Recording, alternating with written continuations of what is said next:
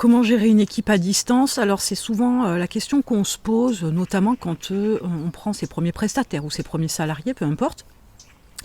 Alors, il y a quelques actions, quelques astuces, techniques du moins, parce que astuces, j'aime pas trop, mais techniques, à mettre en place. Je vous donne quelques pistes. Parce qu'après, ça dépendra de plusieurs facteurs, mais chose importante. Alors, première des choses, l'échange par mail ne doit pas exister. Alors, c'est un petit peu violent dit comme ça, j'entends bien. L'échange par mail ne peut pas exister dans votre façon de communiquer avec votre équipe. Pourquoi ? Parce que ça peut faire beaucoup de messages dans la journée. Accessoirement, c'est pas forcément l'idéal. Des mails, on en reçoit une grande quantité. Le but, c'est de se simplifier la tâche. Vous me direz alors dans ce cas-là, mais s'il n'y a pas d'email, qu'est-ce qu'il y a ? Il y a des outils aujourd'hui, il y en a tout un tas. J'ai une préférence pour Notion, je vous mettrai le lien dans la description. Mais il y en a d'autres, comme Slack par exemple aussi, pourquoi pas, qui sont des approches de messagerie un peu plus intéressantes, dans la mesure où tout est centralisé. Tout est suivi en termes de conversation. Donc vous pouvez avoir un échange et voir tous les messages précédemment. Dans un email, il faut aller cliquer sur chaque email, etc. C'est pas forcément l'idéal. Alors sur Slack notamment. Alors là non plus, c'est pas ma préférence sur le fond. Là où j'ai tendance à travailler plus ardemment entre guillemets pour pouvoir me faciliter la tâche, c'est de mettre en place notamment donc avec Notion, une page. Si c'est pas Notion, utilisez pourquoi pas votre site avec une page non référencée, cachée, éventuellement accessible par un mot de passe, mais d'y mettre toutes les informations nécessaires, de partager toutes les informations dont peut avoir besoin le ou les prestataires.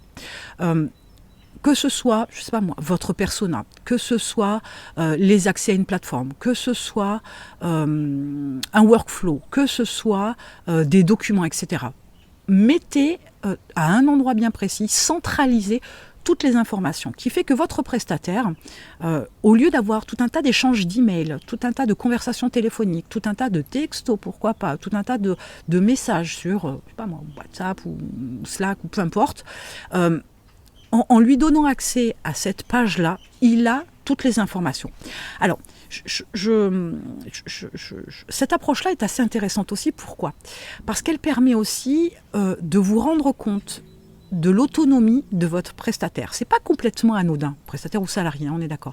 C'est pas complètement anodin. Pourquoi ? Parce que s'il a toutes les informations et qu'il fait encore la démarche de vous contacter pour savoir où est tel document, quelle est l'étape d'après sur le workflow, etc., ça veut dire qu'il n'a pas consulté les infos que vous avez données. Ça veut dire qu'il n'est pas autonome.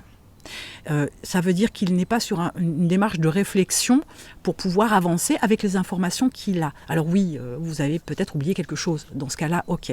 Mais si ce n'est pas le cas, c'est aussi un bon indicateur sur le type, le fonctionnement de votre prestataire. Donc, ça paraît un peu vicieux comme ça, maintenant que je le dis aujourd'hui là dans la vidéo, ça paraît un peu vicieux, et pourtant c'est tellement important d'avoir un prestataire, et là par contre je vais insister, un prestataire qui est autonome. Parce que sur le principe, un prestataire, c'est quelqu'un qui a son entité juridique, c'est quelqu'un qui représente une entreprise.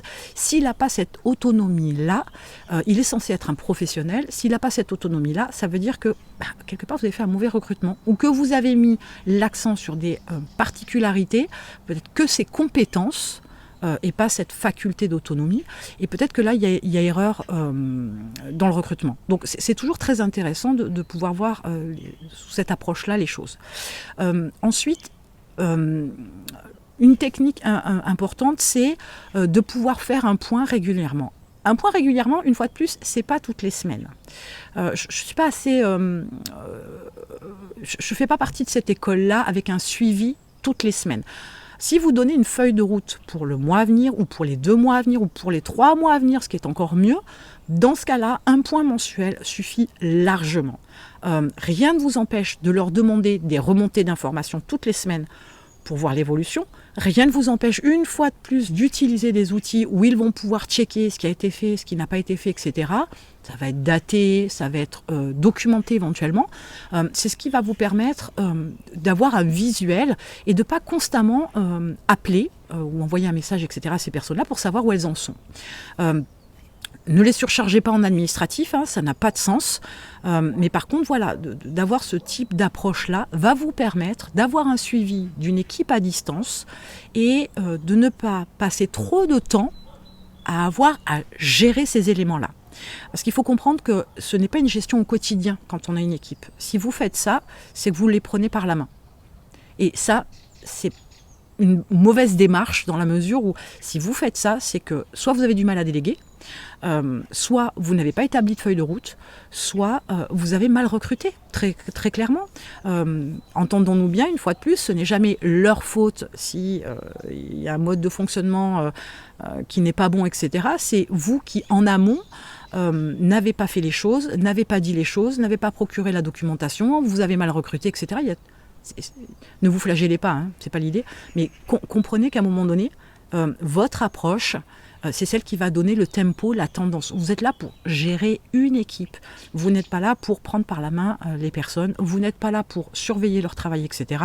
Même s'il y a un point à faire, bien évidemment. Mais voilà. Donc, gérer une équipe à distance, au-delà du fait qu'on peut se triturer le neurone en se disant ouais, ça va être compliqué, c'est du stress, etc. Non, avec de bons outils, avec une bonne méthodologie, avec une bonne structure, et ça c'est non négociable, vous allez pouvoir gérer très facilement une équipe à distance, sans que ça vous stresse, sans que ça vous prenne trop de temps non plus, parce que ce n'est pas votre priorité, sans que cela soit compliqué, de façon à ce que le travail soit effectué, que vous atteigniez les objectifs que vous êtes fixés avec votre équipe. En attendant, il faut avoir une autre optique des choses, une autre vision. Vous avez un lien dans la description, j'ai mis en place 7 jours de travail pour être une meilleure version de vous-même. Pour aller plus loin, il y a l'expérience Mindset 365, c'est tous les jours un sujet différent, un travail différent, une approche différente, une action différente à mettre en place pour développer votre business. Et donc je vous laisse cliquer sur le lien, puis on se retrouve de l'autre côté.